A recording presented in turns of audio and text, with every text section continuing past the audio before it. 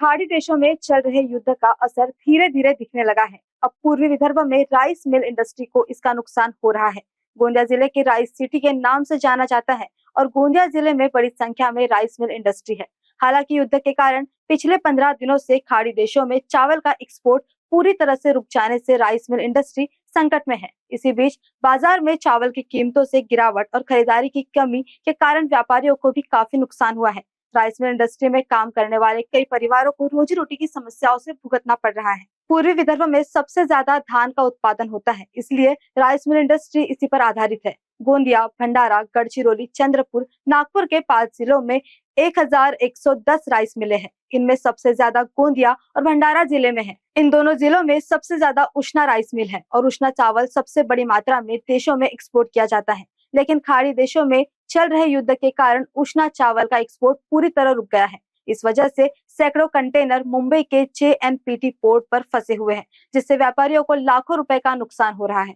वही इस चावल की सबसे ज्यादा demand south Africa, Iran, Israel, कतार और सऊदी अरब जैसे देशों में है। लेकिन 16 दिनों से चल रहे युद्ध के कारण चावल का एक्सपोर्ट पूरी तरह रुक गया है। जो युद्ध चल रहा है उसका बहुत बड़ा परिणाम हमारे राइस मिलर्स पे पड़ रहा है, कारण कि जो मिलर भाई एक्सपोर्ट करते हैं वह अभी इजराइल, यूके, इराक जो युद्ध चल रहा है उसका बहुत बड़ा बुरा परिणाम हमारे मिलर्स पर पड़ा है।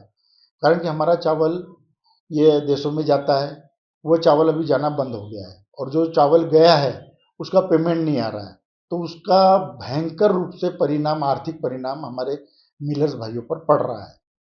और दूसरा ये कि एक तरफ तो सरकार बोल रही है कि उद्योग लगाओ और दूसरी तरफ जो उद्योग लगे हुए हैं उनके ऊपर सरकार का कोई ध्यान नहीं है। तो हमारा निवेदन है कि सरकार जो लगे हुए उद्योगों पर ध्यान देवे तो ज़्यादा अच्छा रहेगा। और मैं और मेरे सभी मिलर्स बहुत ये व्यापार से अभी दुखी चल रहे हैं। हमें पिछले 4 साल से न मिलिंग मिली है, न ट्रांसपोर्टिंग मिली है। हम अपने एवं हमारे से जो जुड़े हजारों परिवार, उनकी जीविका कैसे चलाए, ये हमारे ऊपर एक बहुत बड़ा प्रश्नवाचक चिन्ह है। अभी गोंदिया, भंडारा, नागपुर, चंद्रपुर जिले की लगभग 850 राइस मिल है जो कि सिर्फ कस्टम मिलिंग का ही काम करती है। और वो यह कस्टम मिलिंग हमारे से नवंबर महीने में ऑफर फार्म के जरिए भराया गया और हमने जनवरी महीने में बीजी और बैंक गारंटी देकर उनका धान एग्रीमेंट कर उठाया, परंतु उस बात को भी 2 माह बीत चुके हैं। वह अभी तक न तो हमारे से चावल ले रहे, क्योंकि चावल लेने का काम सरकार करती है, न हमारे से चावल ले रहे हैं। और चावल 14 दिन के अंदर हमें गवर्नमेंट को दिया जाता है, नहीं तो हमें भारी भरकम पेनल्टी ली जाती है हमसे। तो गवर्नमेंट चावल ले ही नहीं रही है तो हम वो पेनल्टी कैसे भरे, इस पर भी हम बहुत चिंतित है कि जैसे काश्तकार हमारे देश का अन्नदाता है, हम उसकी कदर करते हैं, उनका सम्मान करते हैं, लेकिन वह अन्न तो पैदा करता है परंतु उसका चावल बनाकर पूरी जनता का पेट भरने का काम हमारे जरिए ही होता है।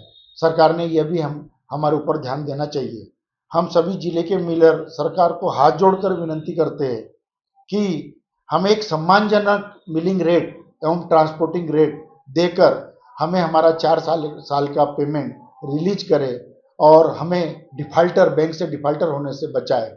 ये डिफाल्टर अगर हो गए तो हमें एक ही मजबूरी से आत्मदाह करने के अलावा कोई दूसरा हमारे पास विकल्प ही नहीं है। कारण न्यूज के लिए गोंदिया से अभिषेक भटनागर की रिपोर्ट।